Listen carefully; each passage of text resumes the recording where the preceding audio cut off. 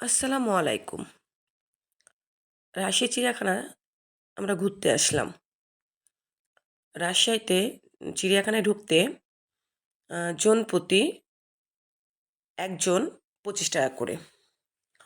লক্ষ্মীপুর থেকে চিড়িয়াখানা যেতে অটোতে ৳৫ অটো ভাড়া নেয়। আপ ডাউন ভাড়া ৳১০।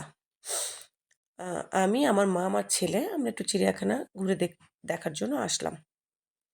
চিড়িয়াখানাটা অনেক সুন্দর। চিড়িয়াখানায় আসলে মনটা অনেক সুন্দর মানে ভালো হয়ে যায়। সুন্দরও লাগে। মানে চারিদিকের পরিবেশটা অনেক সুন্দর। অনেক সুন্দরও করেছে চিড়িয়াখানাটা। আগে এত সুন্দর ছিল না। তো আসলে কর্তৃপক্ষের কাছে আমার একটাই অনুরোধ যে চিড়িয়াখানাটা সুন্দর করেছে কিন্তু কোনো চিড়িয়া নেই। আ হরিণ আছে কিছু, অল্প কিছু হরিণ আছে। আর একটা পুকুর আছে। পুকুরে কিছু কবুতর আছে, আর একটু হাঁস আছে। আর কিছু নেই। আমি তো আর কোথাও কিছু দেখলাম না। তো দুঃখের বিষয় হচ্ছে চিড়িয়াখানাতে বেশি প্রেমিক-প্রেমিকারাই আসছে। চিড়িয়া তো নেই, কিন্তু প্রেমিক-প্রেমিকার অভাব নেই।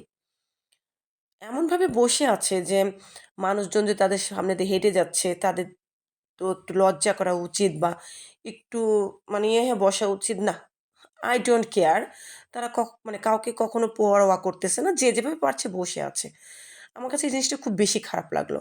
যে এখানে অনেক বাচ্চা, মুরুব্বি, অনেক আ সিনিয়র পারসন আসছে। অনেক জুনিয়ররাও আসছে ঘোরার জন্য। কিন্তু আসলে পরিবেশটা কিছু, কিছু জায়গায় অনেক বেশি খারাপ।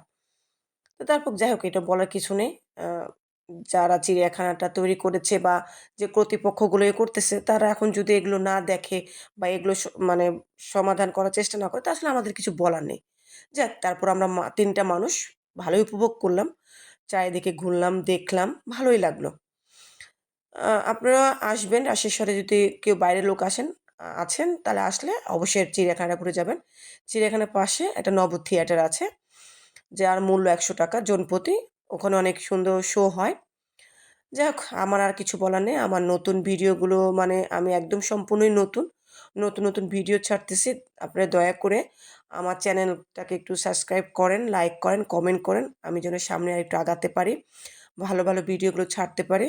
আপনাদের একটু আনন্দ দিতে পারি এবং নতুন, নতুন জায়গাগুলো দেখাতে পারি। সবাই আমার জন্য দোয়া করবেন। ভালো থাকবেন, সবাই সুস্থ থাকবেন। আজকের মতো আমি আমার ভিডিওটা শেষ করতেছি।